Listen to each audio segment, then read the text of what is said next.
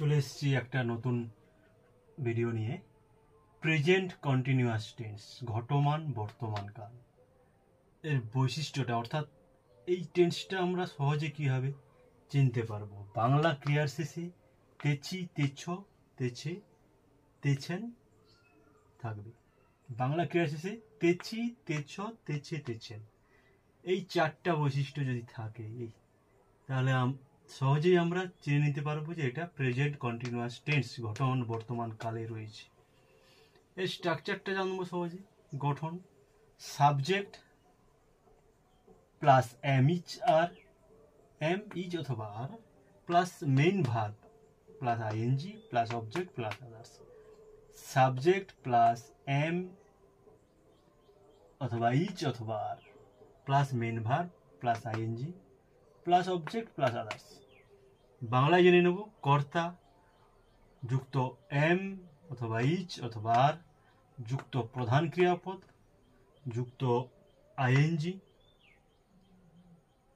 যুক্ত কর্ম যুক্ত অন্যান্য। অন্যান্য বলতেই কর্ম ছাড়া বাক্যে আর যে কথাগুলো থাকে সেগুলোকে অন্যান্য হিসেবে ধরা হয়।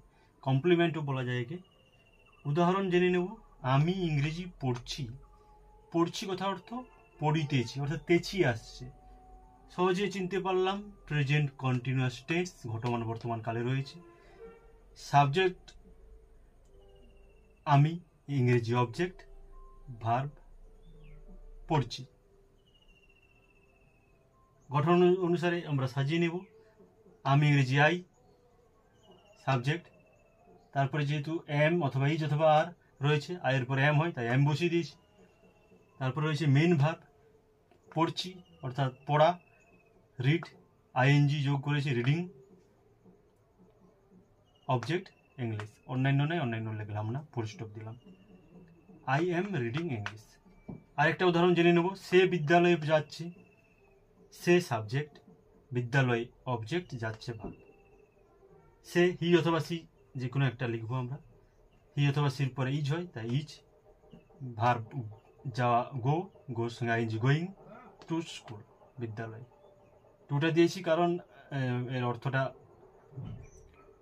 যাতে সুন্দর হয় সেই কারণে টু দিয়েছি। He is going to school. ঠিক আছে, এই পর্যন্ত। কোনো অসুবিধা থাকলে আপনারা কমেন্ট করুন। নেক্সট ভিডিওতে দেখা হচ্ছে। Thank you all.